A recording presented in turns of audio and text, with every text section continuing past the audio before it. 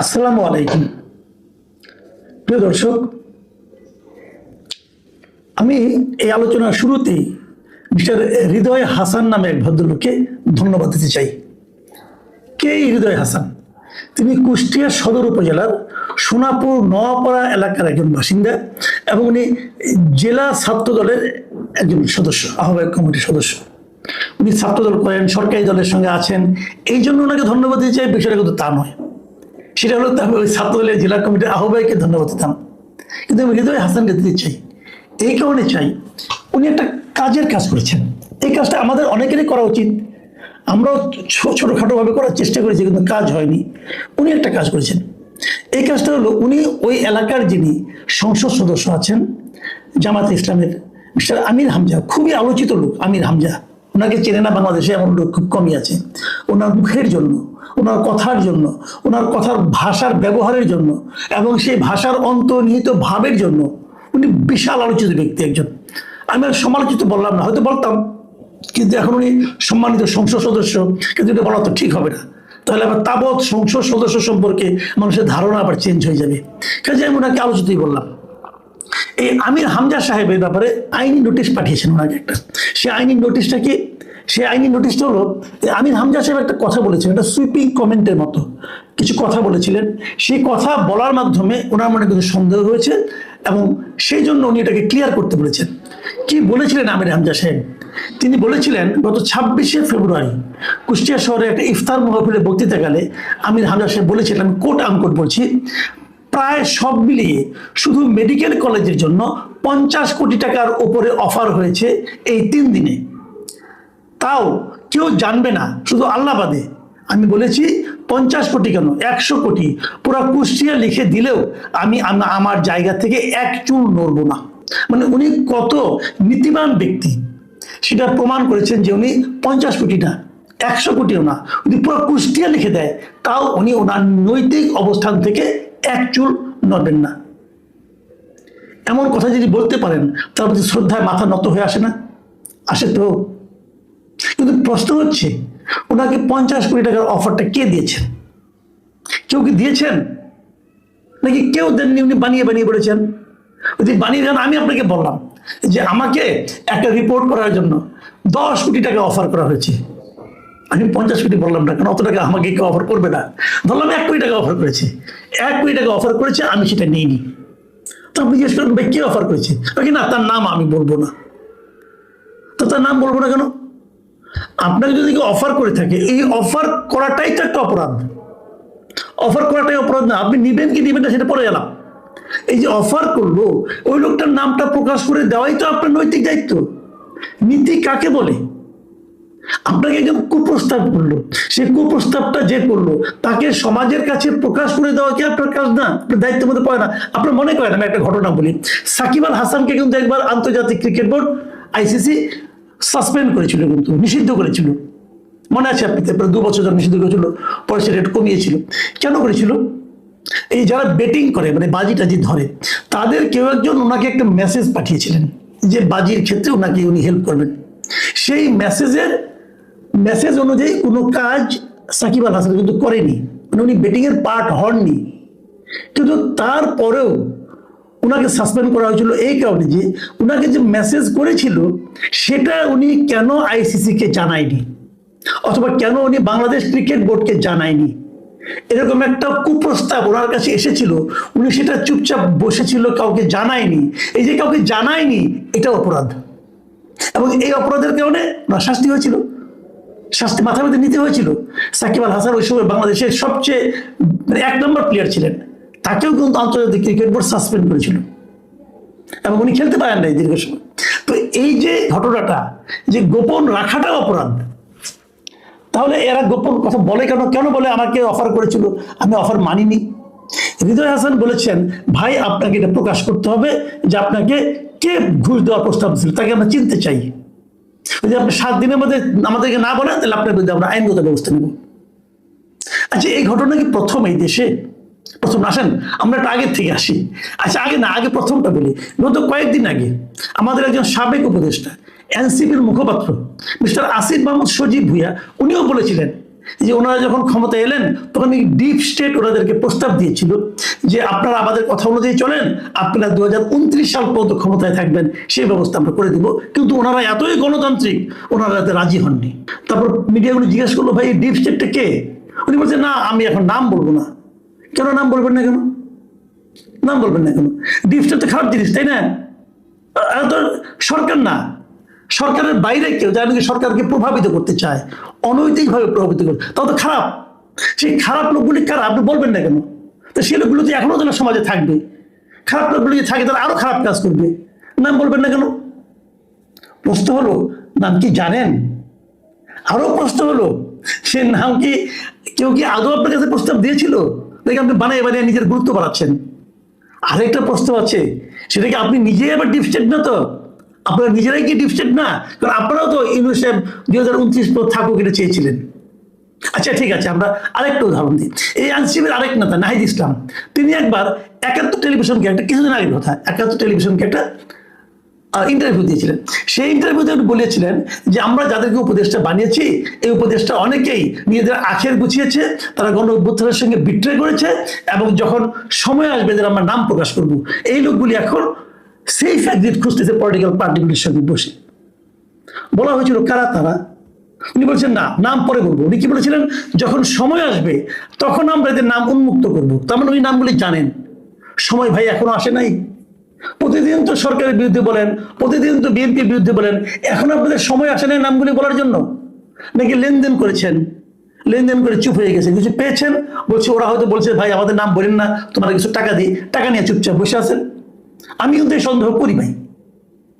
আপনি একটু সতর্ক হতে পারেন, কিন্তু আমার মনে এই সন্দেহটা আছে এই কারণে আপনি নাম প্রকাশ করেন নাই। আচ্ছা আরেকজনের কথা বলি, আরেকজনের কথা বলি। আপনাদের নিশ্চয়ই মনে আছে, আমাদের একজন খুব গুরুত্বপূর্ণ উপদেষ্টা ছিলেন, তিনি হলেন আসিফ নজরুল, ঢাকা বিশ্ববিদ্যালয়ের অধ্যাপক, খুব গুরুত্বপূর্ণ লোক। এবং উনি প্রথম আলোতে নিয়মিত কলাম লিখতেন, উপন্যাস লেখেন, বহুমুখী প্রতিভার অধিকারী উনি, এবং আমি ওনাকে সৎ হিসেবেই জানি, আমি ওনাকে পছন্দও করি। তো উনি একবার বলে বসেন নাই যে 5-6 জন সাংবাদিক উপদেষ্টা হওয়ার জন্য ওনাকে ফোন করেছে, তদবির করেছে, বলেননি? বলেছিলেন তো। সেই 5-6 জন সাংবাদিককে নাম প্রকাশ করেছেন? করেননি কেন?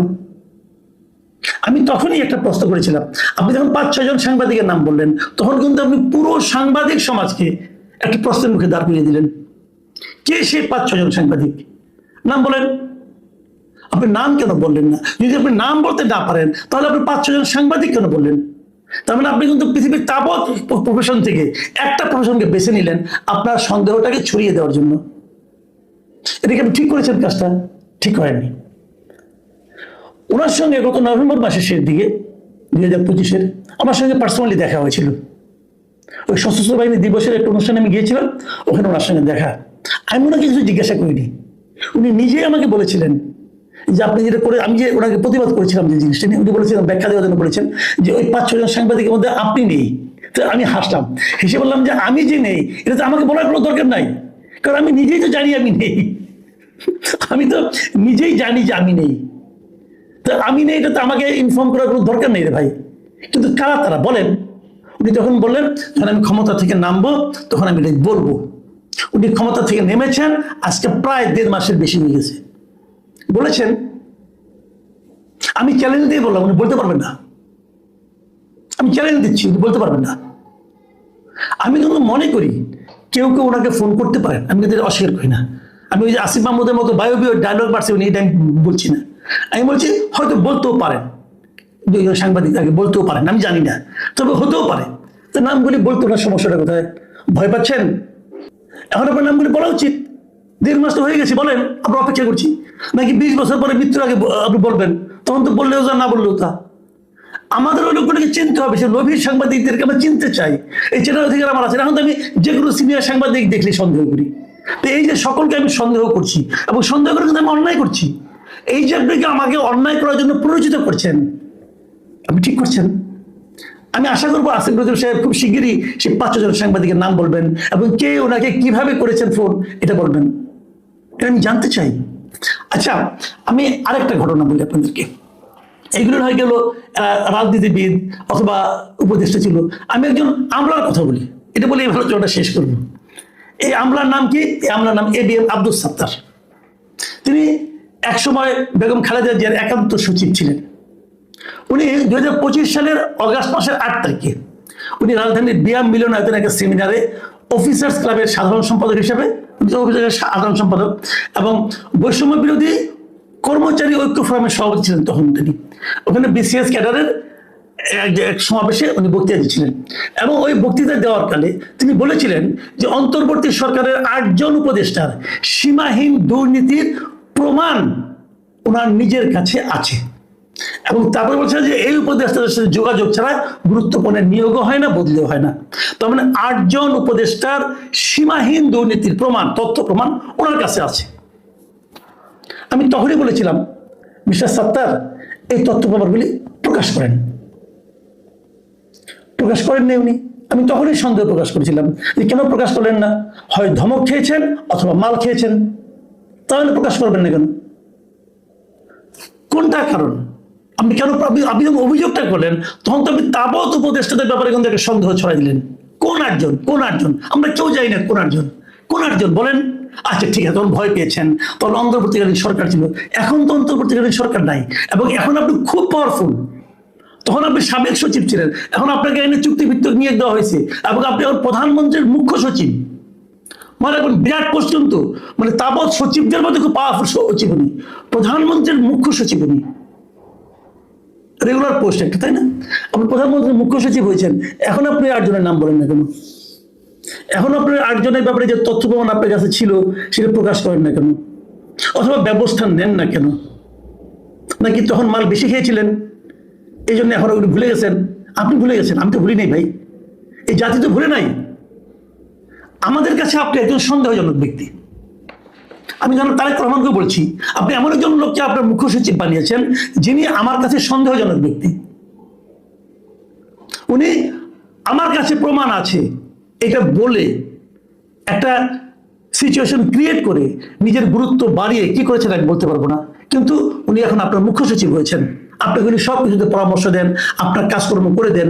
এত পাওয়ারফুল একজন ব্যক্তি আপনি তাকে বানিয়েছেন, তার উচিত তো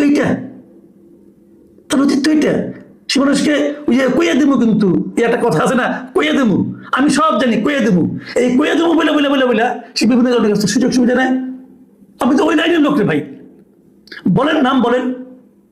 আমরা একটা আধুনিক সমাজে বসবাস করতে চাই। আমরা এই হুমকি আতঙ্ক বলে দেবো, কিন্তু সব জানি, কিন্তু আমাকে এটা দেওয়া নালে কিন্তু তোমার খবর আছে, এই যে বলার প্র্যাকটিস, এই সময় থেকে আমরা বেরিয়ে আসতে চাই। এবং সরকারের গুরুত্বপূর্ণ ব্যক্তি যদি এই সমস্ত কাজে লিপ্ত থাকেন তাহলে সেই সরকারের কর্মদক্ষতা নিয়েও কিন্তু আমাদের মনে একটা সন্দেহ জাগতে পারে। আমি তারেক রহমান সাহেবকে অনুরোধ করবো, সাত্তার সাহেবকে ডেকে জিজ্ঞাসা করেন ওই 8 জনকে, তথ্য প্রমাণগুলো আপনার কাছ থেকে নেন, নিয়ে ওই 8 জনের বিরুদ্ধে অ্যাকশন নেন। কারণ ওই 8 জন লোক জনগণের সঙ্গে প্রতারণা করেছে, জনগণের কাছ থেকে দায়িত্ব নিয়ে তারা অন্যায় করেছে, চুরি করেছে, দুর্নীতি করেছে। তাদেরকে ধরা উচিত, তাদের চেহারা উন্মোচিত করা উচিত। আর যদি সাত্তার সাহেবগুলো দিতে না পারেন তাহলে সাত্তার সাহেবের বিরুদ্ধে অ্যাকশন নেন। এবং সাত্তার সাহেব, আমি এই যাদের নাম বললাম, আসিফ নজরুল, আসিফ মাহমুদ, সজীব ভুইয়া, নাহিদ ইসলাম এবং মিস্টার আমির হামজা, এদের প্রত্যেকের কাছে আমার দাবি, আপনারা যা জানেন কিন্তু বলতে চান না, কইয়া দেবো কইতেছেন, বলতেছেন আমি কিন্তু কইয়া দেবো ভাই, কইয়া দেন। কইয়া না দিলে আপনারা এক একজন অপরাধী, আপনি এক একজন ব্ল্যাকমেলার হিসেবে আমাদের কাছে চিহ্নিত হবেন। সবার বিরুদ্ধে আইনগত ব্যবস্থা নেওয়া উচিত বলে মনে করি। প্রিয় দর্শক, এখন এ পর্যন্তই।